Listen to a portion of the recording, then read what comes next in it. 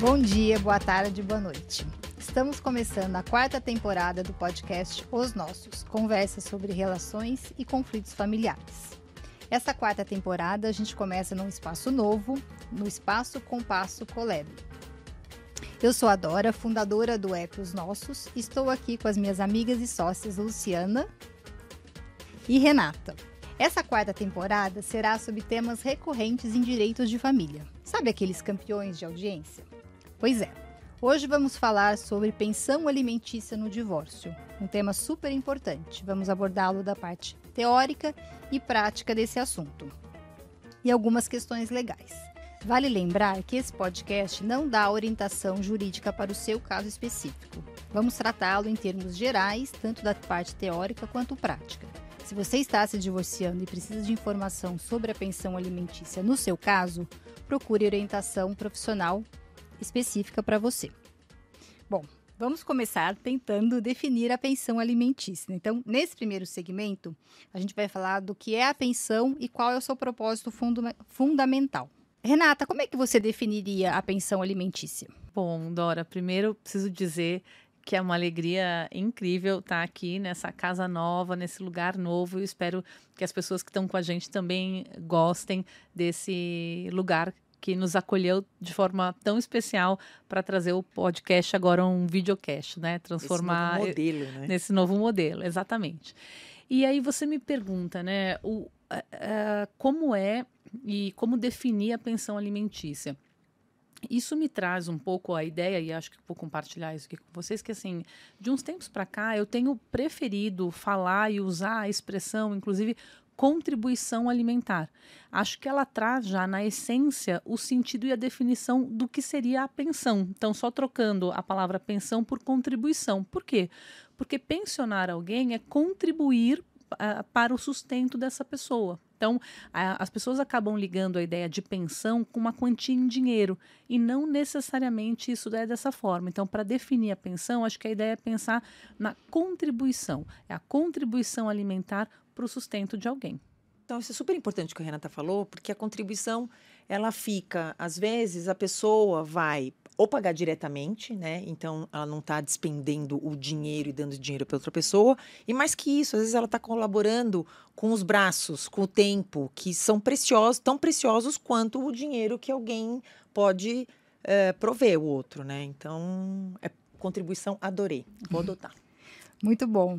Renata, como é que a pensão ou a contribuição alimentícia é determinada pelos critérios legais? Eu acho que ao longo do nosso episódio, a gente vai falar um pouco sobre a questão do critério, né, do valor, de proporcionalidade, enfim.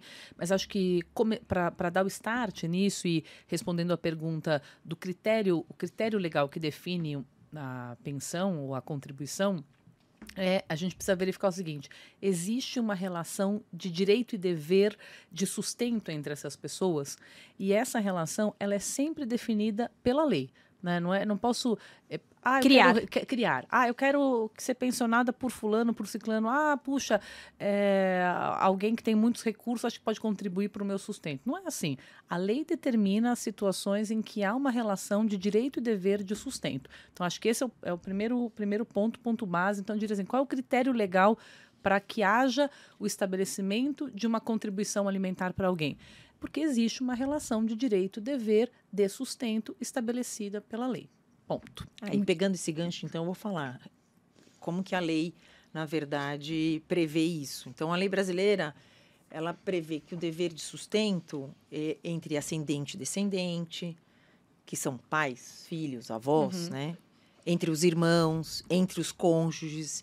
E quem tem o direito de receber filhos, netos, pais, e a ordem é sempre pleitear o pagamento da obrigação à pessoa mais próxima do parentesco. Então, por exemplo, o filho pede para o pai.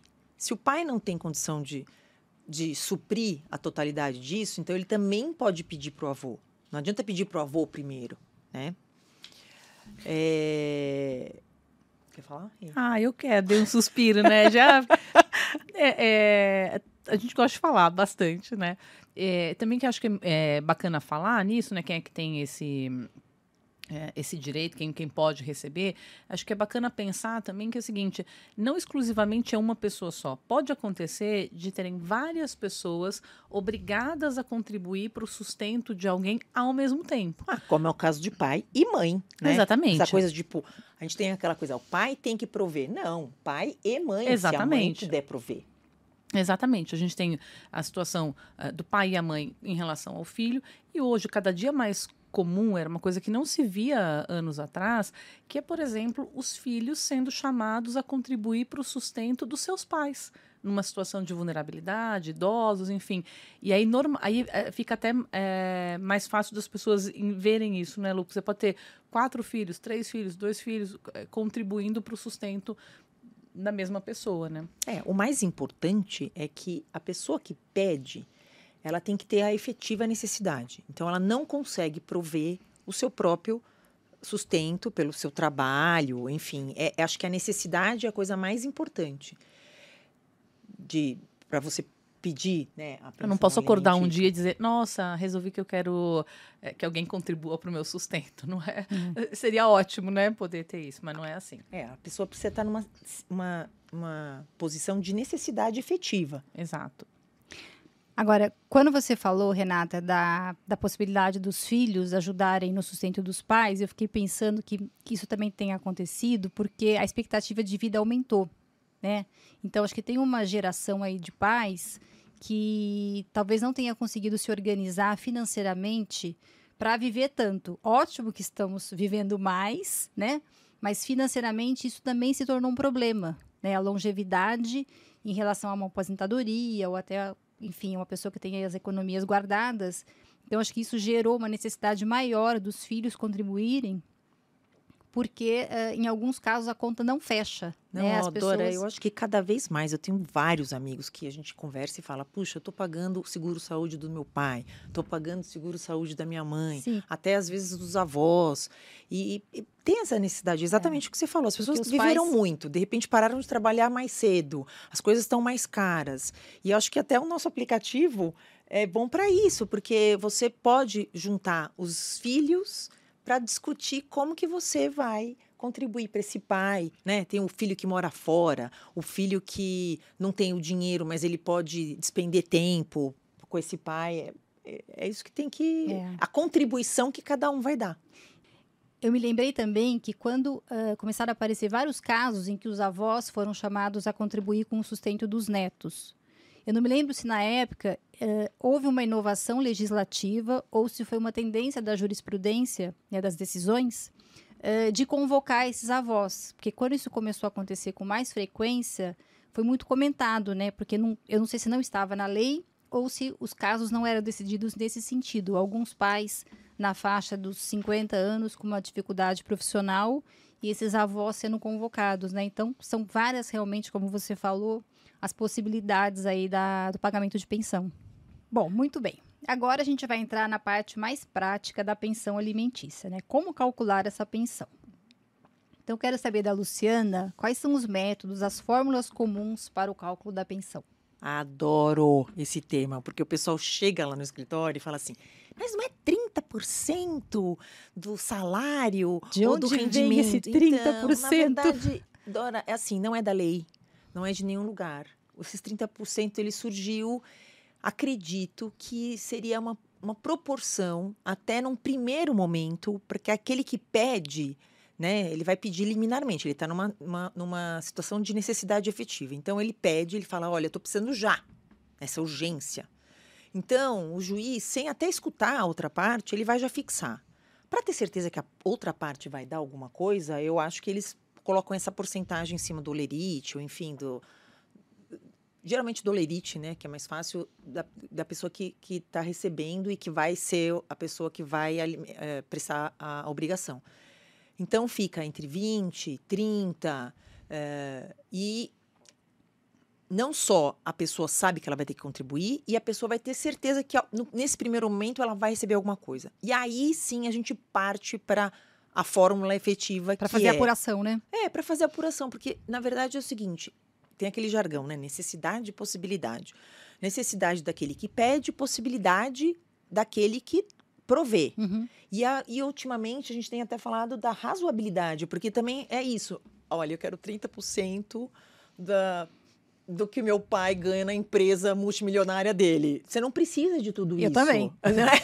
Todos nós. Quem não quer? Então você não precisa. Então tem que ser razoável, porque, de verdade, a pensão é para suprir uma necessidade efetiva daquele que está pedindo e aquele que está provendo poder também saber, fazer as suas contas, quanto que ele vai poder despender das rendas que ele tem para ajudar quem precisa, né? A pensão, ela não é um fator e não deve ser um elemento para gerar a riqueza de quem recebe, né? A ideia não é um enriquecimento, a ideia é o sustento, que é bem diferente, né? E acho que, assim, existe uma questão, é que a lei, ela não é acessível. Embora ela seja de fácil acesso, você põe na internet Google, Código Civil, você vai encontrar, é difícil você destrinchar o que está ali, como aplicar. Então, muitas pessoas que a gente atende têm essa dúvida, acham realmente que tá existe escrito em algum lugar que está escrito que tem que pagar 30%. Né?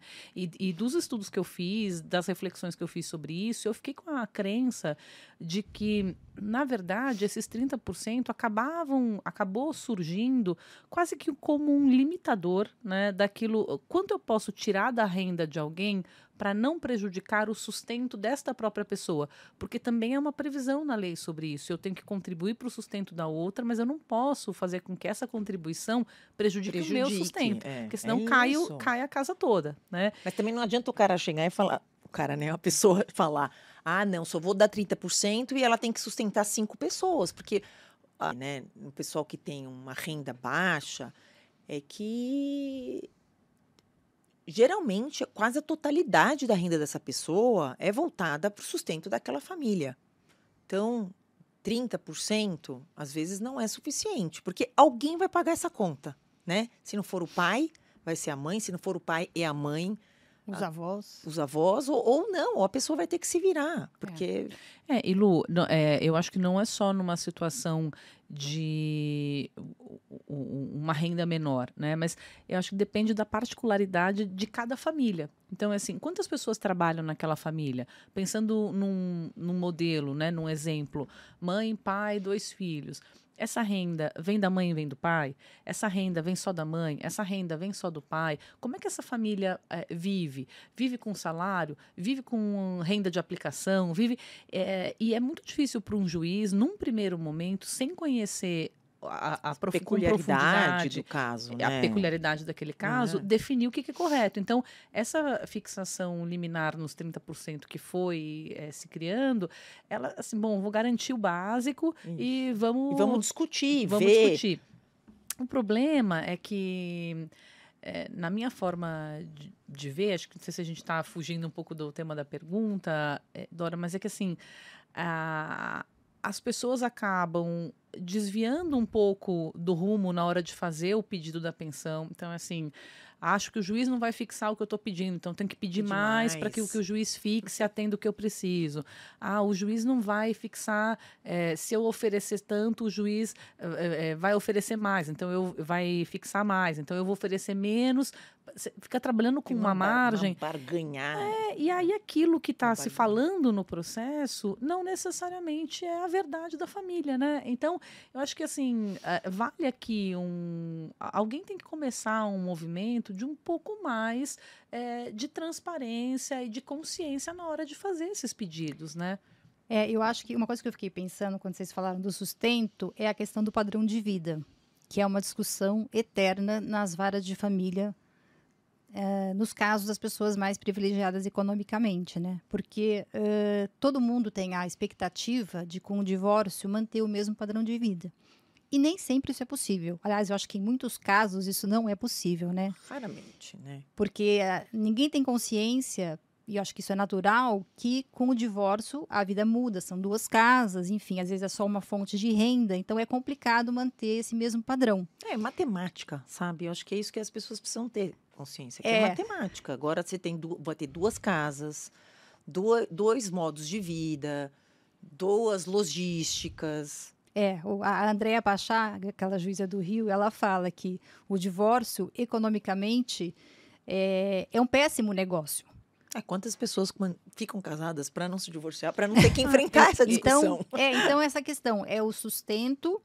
Em que padrão de vida? No anterior, se possível, ok, mas muitas vezes não é possível. E essa frustração, porque em geral não vai ser possível, faz com que a discussão sobre a pensão às vezes se prolongue por anos, né? Não sei se vocês têm essa experiência. Eu acho que essa é a maior causa dos processos longos, porque é uma expectativa muito grande. Vou mais além, Rê. É assim, o profissional às vezes cria uma expectativa, dá uma expectativa para o cliente que não é real. De que o padrão de vida não vai mudar. Que não vai mudar, que fique tranquila que nós vamos conseguir uma pensão muito alta. E não é bem assim, né? Hoje em dia, acho que nós estamos todo mundo num movimento que você tem que ser responsável por aquilo que você cria. Então, você é responsável pelos seus filhos, você é responsável pela sua renda, você é responsável pela aquela família que não existe mais. E como que a gente vai fazer uma nova história? Então, Lu, Dora, eu tive uma vez uma situação no escritório de um casal e eu advogava para uma pessoa e tinha uma advogada que advogava para outra e que depois de algumas reuniões, entendendo as dificuldades do divórcio, o custo emocional e também o financeiro do divórcio, eles perceberam que passaram a refletir se teriam tentado de tudo antes do divórcio.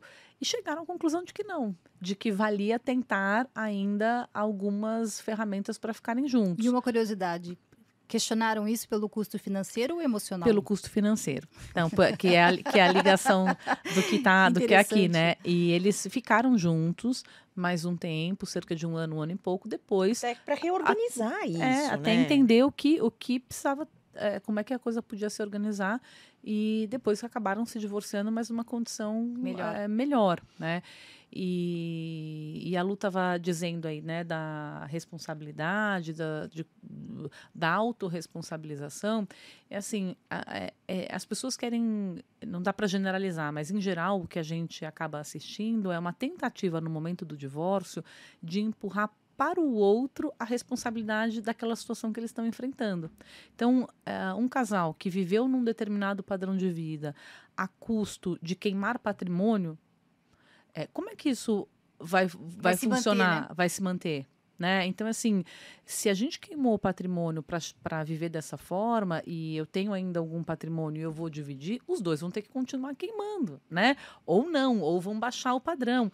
Não dá para dizer assim, não, eu quero que você continue mantendo esse formato e eu vou manter o meu patrimônio reservado. Então, eu acho que as pessoas chegam ao divórcio com um pouco autoconhecimento do que as trouxe até ali, história, né? E das dificuldades que vai enfrentar. O divórcio o divórcio é uma saída árdua para uma situação, sabe? Não é uma coisa simples, né? As pessoas às vezes percebem que vão para o divórcio achando que vão resolver todas as situações do dia para a noite sem sofrimento, né? Eu acho que também o que você falou sobre patrimônio e renda. Claro, as pessoas em geral sabem a diferença, mas elas não têm uma consciência a médio e longo prazo do que significa viver de renda e patrimônio. Pois é. Né? Então, às vezes, você tem um bom patrimônio, não tem a renda, mas não se programou a partir do divórcio, né, para ter aquele padrão de vida por 10, 15, 20 anos só com o patrimônio, né? Fazendo o patrimônio render, vamos dizer assim. E a gente volta naquela história que você falou, as pessoas estão vivendo mais, né? E aí, você tem aquele patrimônio, então vamos torrar esse patrimônio, e aí? Quanto tempo demora para torrar esse patrimônio? Então, tem que dar uma reorganizada. E eu acho bem interessante o que a Rê falou, isso, de repente tem que dar aquela respirada, procurar bons profissionais para organizar e ter a vontade de organizar, né? Porque tem gente que não tem vontade de organizar. Não. Ou não quer se responsabilizar por isso também, né? Não é uma conversa fácil, né? E no momento do divórcio, que as pessoas estão chateadas, às vezes com raiva, sem dúvida, fica mais difícil ainda olhar para essas questões objetivas, né? E tudo se mistura, né? Porque aí você está ao mesmo tempo tratando da guarda dos filhos, da convivência, do exercício, né, do poder familiar, de onde os filhos vão morar, como é que muitas vezes você tem um lar que foi moldado para aquela família e que fica difícil manter duplicado. Então, se eu vou manter esse lar principal, quem é o adulto que vai estar ali? Regada a um monte de frustração. É uma coisa É bem complexo. muito difícil, né? E aí, para os advogados que assistem, acho que também precisam buscar uma preparação para saber lidar com isso de uma forma consciente, não colocando lenha na fogueira, defendendo, claro, buscando preservar o interesse do seu cliente, mas eu acho que até destacando um pouco a importância e o valor que tem a autonomia para decidir, que existe no âmbito consensual. Então, enquanto nós estamos falando sobre como é que a gente vai construir isso aqui, então a gente falou de possibilidade, necessidade, razoabilidade. Então, nesses critérios, trazendo as expectativas de um de outro, colocando na mesa com transparência, como é que a gente vai organizar isso aqui? Eu posso ceder aqui, não posso? Com o que eu posso conviver? Qual é o consenso que funciona para mim? Isso tem um poder. A partir do momento que o casal acaba outorgando para o judiciário o dever de decidir. Precisa entender o risco que está nesta decisão, que é deixar de ter autonomia e o protagonismo na decisão. Porque aí as pessoas vão para o judiciário achando que o judiciário vai resolver e vai decidir do jeito que elas querem. Eu acho que eu gosto de falar que covardes são aqueles que vão para o judiciário, de verdade, porque você tem que vir para a mesa. A gente que gosta de falar de mediação, né? Você tem que vir para a mesa e ter responsabilidade das decisões que você vai tomar. A relação, ela é continuada. Você vai ter esse filho para sempre, dividir esse filho com essa outra pessoa que você escolheu para dividir, né? Então, enfim, a gente está fugindo do tema. Não, mas é normal. São muitos temas transversais mas aqui, vamos né? falar mais sobre isso. Mas é que eu acho que é importante mesmo trazer essa complexidade e mostrar que a questão, ela não faz aí uma minutinha e põe. Tem muita emoção carregada, muita expectativa. Eu acho que quando entra o judiciário, né, tem uma questão que, por mais preparado que o juiz seja, né, e sempre ele não conhece aquela família. Então, ele dá uma decisão a partir do processo, mas ele não está dentro daquela casa para acompanhar aquela família e saber como moldar o caso melhor. E uma outra coisa que eu fiquei pensando é que também a discussão de pensão no judiciário tem uma expectativa das pessoas de que o judiciário acolha o desamparo que vem do divórcio. E o judiciário não acolhe. Disso, então, a gente dá nome para esse desamparo através dos bens, em alguns casos. Sim. Então, quando você não recebe a pensão no valor que você gostaria, ou quando na partilha você fica sem um bem, o desamparo também está naquela conversa, né? Não, eu adoro contar a seguinte história. Uma vez, quando eu era Lá vem, senta que lá vem história. Eu era recém-formada. E aí, um casal super bem de vida, uma condição econômica ótima. Eles eram casados de separação total de bens. E eles brigaram por conta de um tapete de zebra. Gente, não, juro. Persa, pelo menos? Persa, pelo menos? Não, aquela zebra. Sabe quando você pega a zebra e põe no chão? Não, então a história era a seguinte. O que aconteceu? Eles foram passar a lua de mel na África e trouxeram o tapete de zebra. Cara, mas eles estão se divorciando, querem um negócio da lua de mel. Mas foi essa a pergunta que eu fiz para os dois. E aí, na verdade, eu estava advogando para a moça. E aí ela virou e falou assim, eu falei assim, mas para que você quer esse tapete? Ah, mas é que eu comprei na minha lua de mel. Eu falei, mas, meu Deus, mais uma razão, porque eu se fosse você, eu ia pisar. A lua de mel desse casamento, casamento! Eu ia pisar, né? Então, mas na verdade é isso que a gente está falando. É o desamparo, né? É o desamparo, o que você falou, é o desamparo. E aí a pessoa, o profissional e os profissionais envolvidos têm que tomar cuidado para chegar uma hora e falar, chega. Vamos reorganizar e perguntar por que é o tapete de zebra. E eu nem sei quem ficou com o tapete de zebra. Eu nem lembro quem era o tapete de zebra, mas... Porque, na verdade, não era o tapete, né? Lógico que não é um tapete de zebra. Era descontar a raiva naquilo. Mas vamos voltar à pensão alimentícia. Muito bom. Lu, comenta um pouco pra gente os casos especiais de pensão para filhos menores e cônjuges. Bom, então... Ex-cônjuges, na verdade, né? Ex-cônjuges. Então, vamos falar de novo que é o seguinte, o menor, né, pai para filho, a pensão alimentícia ela decorre desse poder familiar.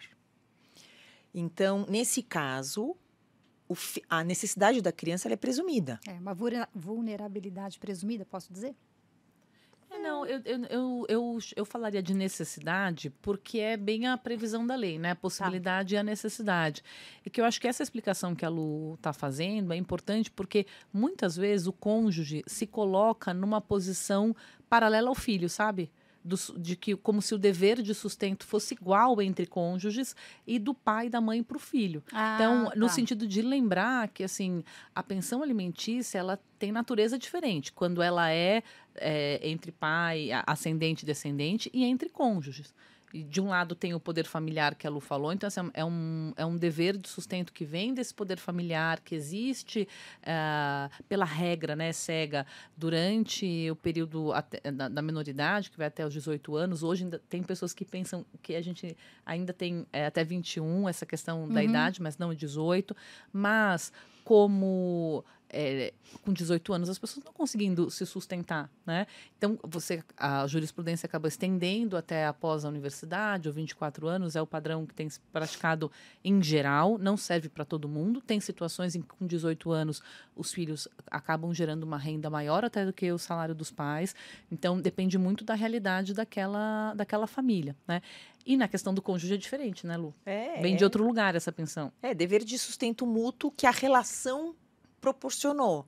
Só que aí que uma hora que essa relação ela acaba, você vai olhar para onde, né? Eu imagino até que o conjunto probatório seja diferente, né? O processo em relação se for uma pensão para os filhos e se sem for dúvida, porque a criança é presumida. presumida. Todo mundo sabe que a criança, uma criança de 10 anos, 15 Não tem anos, como... não consegue pagar escola, não consegue ir ao supermercado. Então, você tem que ter uma outra atenção. Enquanto que o cônjuge, né, são maiores capazes profissionais ou não, ou se não são profissionais, são capazes de ir atrás de... Então, assim, o que hoje em dia acontece é que você tem até uma... O pessoal é mais... Eu gosto de falar que o judiciário é madrasto hoje em dia, né? Porque bem mais rígido na fixação da pensão entre cônjuges, né? Totalmente, porque tá antes, dizendo, isso... era assim, ai, coitada daquela mulher que sempre foi sustentada pelo marido e agora ela está desamparada. Hoje em dia, são raras as pessoas que não têm uma profissão ou que são sustentadas pelo marido, ou, mais que isso, o judiciário até existe essas pessoas, mas aí ele fala, bom... Corre atrás. Isso. E um tempo de adaptação. Então, normalmente, a pensão alimentícia entre cônjuges, que é essa que vem da solidariedade familiar, da relação, ela tem um tempo determinado, ela tem critérios diferentes. O padrão de vida, na minha visão, do que eu tenho acompanhado, não é tão valorizado pelo Poder Judiciário como é na questão dos filhos. E não mais vitalícia, né? E não vitalícia. A não ser que você encontre um juiz, talvez... mais idoso, conservador. Não, porque há anos atrás, há décadas atrás, a mulher que não tinha se profissionalizado, dificilmente ela faria isso pelos 40, 50 anos. E hoje tudo mudou. Você pode começar uma carreira a qualquer momento, ou você pode ter um trabalho a qualquer momento. Sem dúvida. Então, acho que o judiciário também se ajustou a isso, né? E no passado existia para a mulher um lugar social que não era o do trabalho, né? Então, a mulher que ia se profissionalizar, ela estava rompendo barreiras, né? Acho que isso é o inverso hoje, né? Então, a pessoa pode... Claro, eu estou dizendo assim, eu não posso escolher não trabalhar? Claro que pode escolher não trabalhar, mas a questão é que precisa se responsabilizar por essa escolha também, né? Muito bom.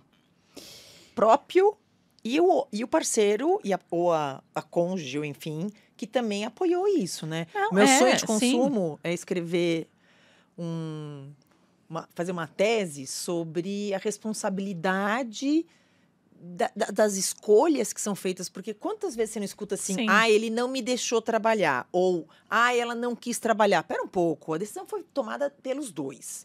Então, por isso que o Poder Judiciário, ele reorganiza e ele fala, bom, tá bom, um tempo foi assim, a realidade agora é outra, vamos organizar o que vocês podem fazer para cada um se sustentar, né? Muito bom.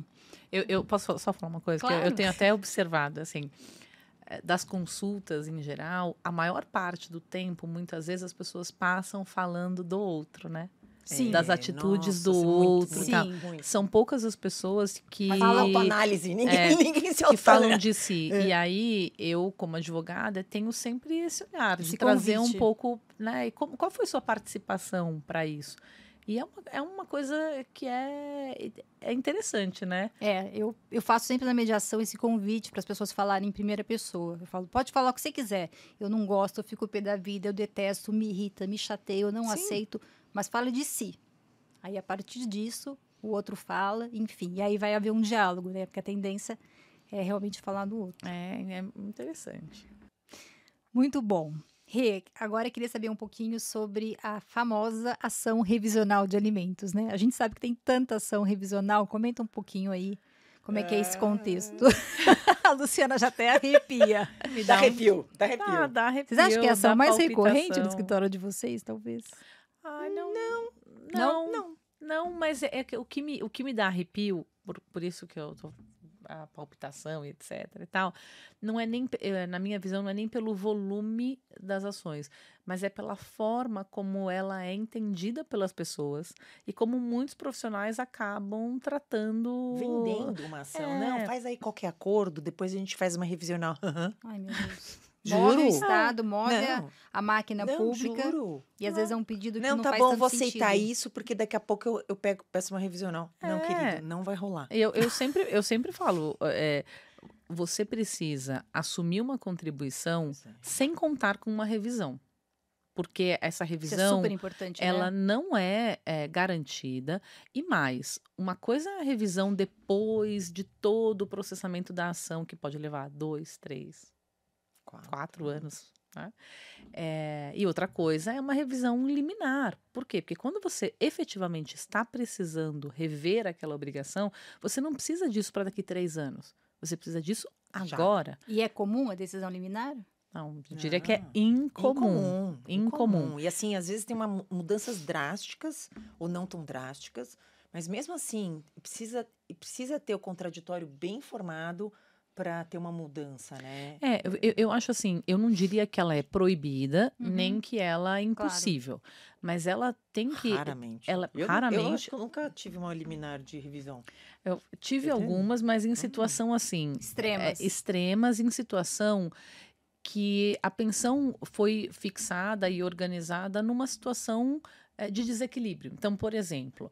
uma situação de pai e mãe contribuindo para o sustento do filho, um dever de sustento que é dos dois. Por alguma razão, no momento do divórcio, a pensão foi fixada em benefício do filho, concentrando só em um deles o dever de sustento. Então, essa é uma situação de desequilíbrio, né? Porque alguém está exercendo sozinho um dever que, na verdade, tem que ser compartilhado entre dois. Então, não é uma situação que tem que perdurar para sempre, né? Então, nessa situação, você mostrando que aquela excepcionalidade que previu a fixação naquele formato já não existe, você tem mais chance de uma revisão, né? Mas quando faz acordo... quando faz acordo, para você ter uma... É pior. Sim, é pior. Para conseguir a revisão. Sim, porque aí você fez um acordo, você se comprometeu, você organizou... Por isso que é muito importante não fazer esses acordos, tipo, faz aí que depois a gente faz uma revisional. Não vai rolar. Quando você faz... O que eu percebo? Quando o juiz recebe uma pensão alimentícia fixada num acordo, ele pressupõe que as partes tinham condição e mais, Lu, de prever os riscos dali para frente.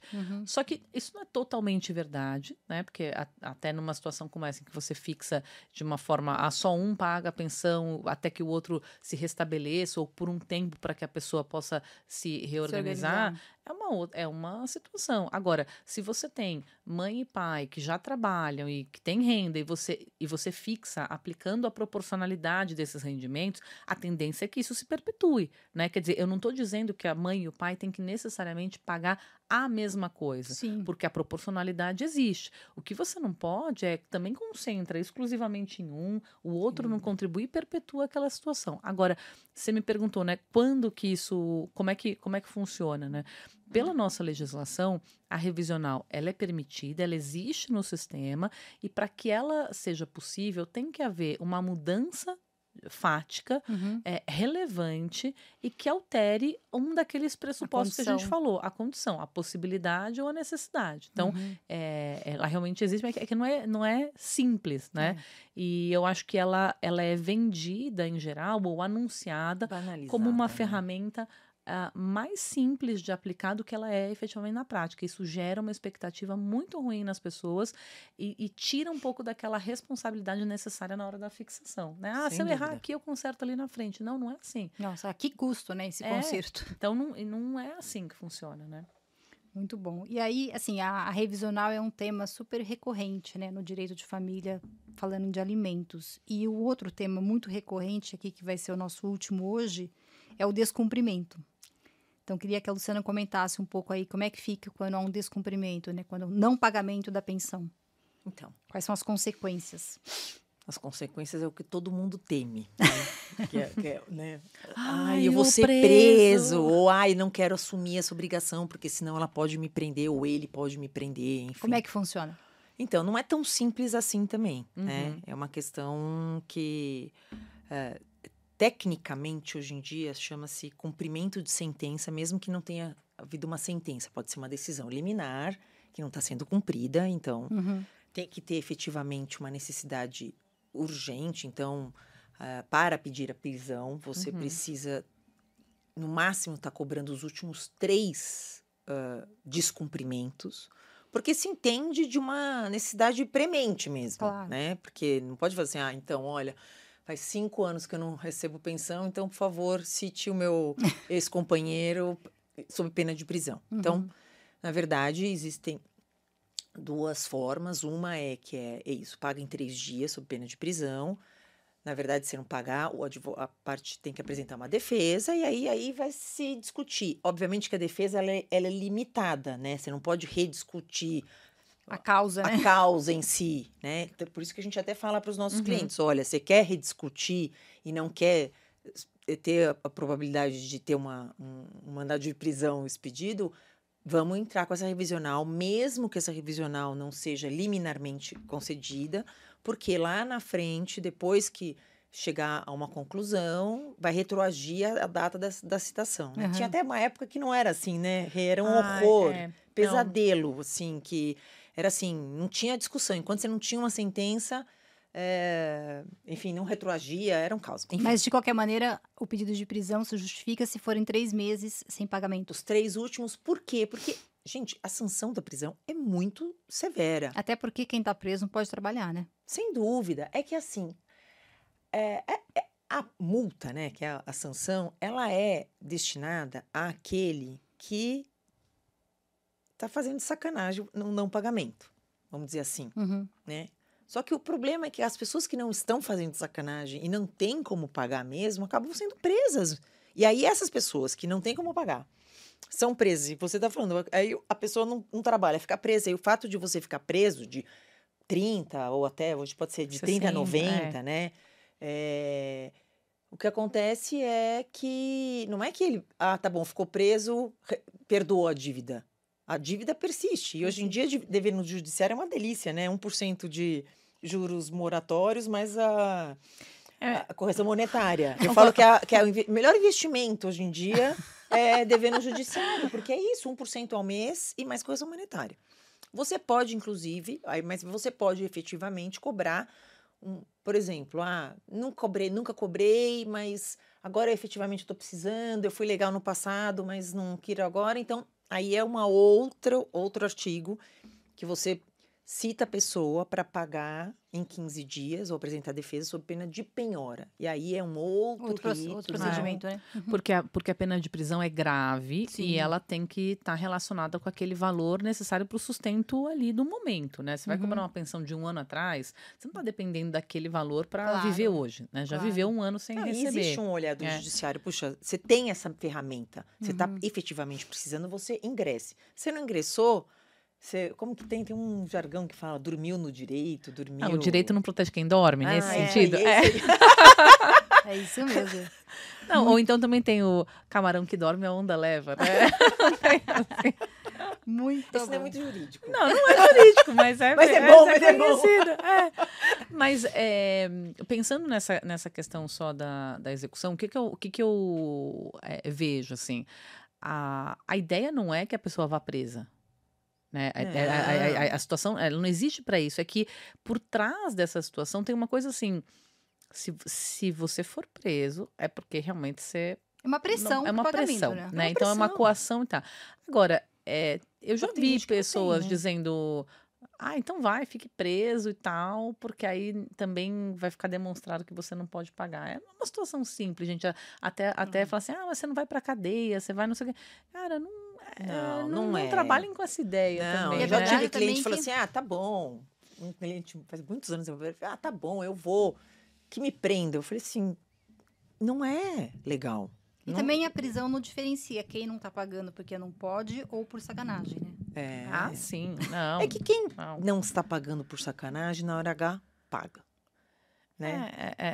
O que dizem não é é nem aquela coisa sacanagem. assim, Não, mas eu o vou te- dinheiro aparece, né? É que sabe... É que a gente vai entrar numa questão jurídica bem complicada. Por a gente exemplo. pode fazer um outro episódio. Não, nós vamos Pode. fazer, mas o pra falar problema disso. todo é que, assim, às vezes você está discutindo esse valor. E se já não está pagando esse valor, ele já é devido. Só que se eu pago, e como eles são irrepetíveis, quer dizer, se eu paguei, eu não vou tirar de volta, É. eu tô. Na verdade, eu tenho que pagar para não ser preso. Mas se eu pagar, eu também não vou receber de volta. Se eu tiver uma sentença lá na frente Que vai resolva mudar. diferente. Então, E é complicado isso. Mas por isso que os juízes, nesses casos assim, eles também não mandam prender a qualquer custo. E eu acho, Lu, que assim, esse é um ponto também que aí, para especificamente advogados, juízes, promotores que podem estar assistindo, acho que vale uma reflexão sobre essa questão do ponto de vista técnico, né? Porque, assim, efetivamente existem 2 pesos e 2 medidas com relação a esses alimentos não pagos durante o curso da ação que fixa a pensão. Nem vou chegar na história da revisional, mas na inicial, na ação base, né? Por quê? Porque tem o que a Lu falou da questão dos alimentos irrepetíveis. Então, uma vez pagos, eles não podem ser devolvidos. Tá bom. Então, imagina que você tem lá uma ação que demorou 1 ano e durante 1 ano, depois de 1 ano, o juiz chegou à conclusão de que aquele valor fixado inicialmente, ele era maior do que o que efetivamente era necessário. Então, ele fixa uma pensão lá no final menor. E o devedor de alimentos, o contribuinte, ele pagou isso. Ele não vai poder ter de volta esse valor. Agora, se ele não tivesse pago e ele tivesse uma execução contra ele teria o argumento de... Não, mas imagina que não foi preso, aí saiu a sentença, você tem um espaço para dizer, então vamos recalcular esse débito porque eu ainda não paguei. Sim. Então, o próprio fato de você tratar com 2 pesos e 2 medidas, Exato. como você lida com os alimentos provisórios, gera o incentivo inadimplemento, na minha forma de ver. Sem dúvida. Por quê? Se o juiz fixa uma pensão menor no início e depois uma pensão maior, a pessoa pode cobrar a diferença. Né? Então, na expectativa de chegar à sentença, o devedor também acaba não pagando. Por quê? Por sacanagem? Muitas vezes não por sacanagem, mas porque se ele paga, ele não pode discutir não que é é isso sacanagem, que a assim, Lu falou. Ele sabe que não é devido, Né? tá claramente excessivo, ele tem o direito de discutir. Agora, não é certo isso, né? Porque não é porque você está do lado de um ou de outro que, então tá bacana, isso aqui... Agora, você pode estar do lado contrário um outro dia. Eu acho que, assim, então, como fazer para melhorar essa situação? Fixar pensões alimentícias liminares, então, que sejam destinadas ao básico? De modo que o pesado fique para o final? Não tem uma resposta certa, mas é uma reflexão que é um tema importante. Essa questão, assim, a irrepetibilidade dos alimentos. Acho que porque sabe por quê? Isso acaba gerando responsabilidade. Porque se você sabe que você está pedindo um valor que a tendência é que seja diminuído, você também vai pegar esse recurso e vai ter um pouco de comedimento na hora de usar, porque você sabe que você pode ter que devolver. Agora, enquanto isso não existe, isso você não tem... assim, Juízes, você contribui... prestem atenção. contribui para não responsabilização das pessoas, né? Muito bom. Bom, nosso tempo está acabando. Antes da gente encerrar, vocês querem dar uma dica, um conselho, qualquer coisa, para quem está vivendo essa situação, está discutindo a fixação de alimentos, seja pedindo ou como responsável financeiro ou uma revisional, enfim, quem está nesse contexto aí de discussão de pagamento de pensão ou de contribuição alimentar, qual que é a dica de vocês ou, enfim, a ponderação final? pergunta do milhão, né? Quer falar, Lu? Não, vai você. Bom, o que eu acho? A primeira coisa, quanto mais a questão for tratada de forma transparente e objetiva, melhor.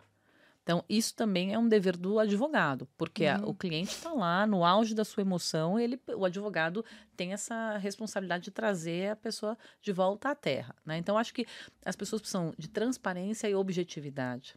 Não utilizar a pensão alimentícia como forma de compensação ou retaliação. Isso. Então, é entender que, assim... Ai, o cara foi sacana, a mulher foi sacana, não sei o quê. Pague. Então, eu acho que é importante tratar... estabelecer uma fronteira para esse assunto em relação aos outros. E o que eu acho que é mais bacana, que se a gente pudesse criar uma cultura de agir dessa forma que eu vou falar, pode funcionar, é que assim, que as próprias partes dentro daquele acordo estabeleçam um pouco mais o por que estão fixando daquele jeito. Qual é o contexto daquele momento que justifica a fixação naquele formato? Quais são os gatilhos que eles estão prevendo para uma né? Escrever expressamente sim. no acordo. A gente fez. E diz assim, olha, o contexto atual é esse. Nós estamos fixando a pensão nesse formato por conta disso. Existe a expectativa de que as coisas evoluam para cá ou para cá. Se acontecer isso, nós temos o compromisso de revisar. Se acontecer aquilo, nós temos o compromisso de fazer isso ou fazer aquilo. Por quê? Para que elas entendam que aquilo é uma obrigação dinâmica, que a contribuição alimentar é uma obrigação dinâmica e que é responsabilidade deles organizarem com esses gatilhos que vão gerar essa revisão. Por quê? Porque isso torna mais fácil até o trabalho do judiciário de entender, puxa, essa família pensou realmente no que ia acontecer no futuro. E agora isso aconteceu, alguém não está querendo cumprir aquilo que foi combinado. Acho que facilita também o trabalho do judiciário. Aí eu vou então agora dar minha dica. Sim. Vai lá, Lu. Conversem, né? Conversem, sejam transparentes. Pensem efetivamente na necessidade daquele que está pedindo, entenda a situação do outro. Sejam razoáveis. Não é porque tá bom para você que tá bom para o outro. Então, assim, não basta... Para o negócio funcionar, não pode ser bom só para um, né? E aí tem uma coisa, Lu, que eu acho que eu não sei como você está fazendo, mas eu tenho procurado fazer isso. Às vezes é complexo, mas eu acho que faz muito sentido, que é, inclusive, você pensar em fases. Se tem uma criança muito pequenininha que você sabe que vai mudar de fase, vá pensando nessas fases. Então, olha, hoje a pensão vai ser assim. Quando a criança entrar na escola, a pensão vai ser assado. Sim. A contribuição vai ser isso, vai ser aquilo. Assim, as pessoas realmente, sabe, pegarem a enxada e irem pra roça, entendeu? Entender que, cara, esse é o meu terreno, eu tenho que preparar, eu tenho que arar, eu tenho que não sei o quê, eu tenho que pra plantação poder subir direito, né? Se eu não estiver participando disso, a tendência de uma hora, aquilo que foi combinado, não atender nenhum nem outro, é enorme. Então, assim, basicamente... comprometimento com o que você está acordando e comprometimento, acho que esse é o mais legal. Comprometimento com aquele ser, principalmente quando você está falando de filhos, né? Com aquele ser que você tem que criar. Não fez sozinho, fez com a outra pessoa. Como que vai poder contribuir? Vamos organizar? Porque essa tranquilidade, né, Rê? Essa tranquilidade que essas crianças vão passar por um divórcio que foi consensual, que foi trabalhado. Foi negociado, né? Que foi negociado. Vai ter um reflexo a vida inteira para elas, né? Não, muito bom. Dúvida. Gente, infelizmente o nosso tempo está acabando. Eu quero agradecer essas advogadas maravilhosas que são minhas sócias, a Luciana e a Renata, que fazem comigo o aplicativo Os Nossos, porque elas são especialistas nesse assunto e em muitos outros de família, e sem elas não seria tão divertido. Quero agradecer aqui o pessoal da Compasso Colab, nesse espaço muito legal que a gente está aqui nessa quarta temporada, começando o nosso primeiro videocast, então... A gente tá um pouco nervosas, dá um desconto. Primeiro de muitos.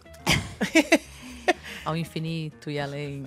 E aí eu convido todo mundo para ouvir os outros episódios do podcast, seguir a gente no Instagram, os nossos _, baixar o aplicativo e sempre tentar conversar e negociar com a ex, porque a família toda agradece. Então, muito obrigada e até o próximo episódio. Legal. Até!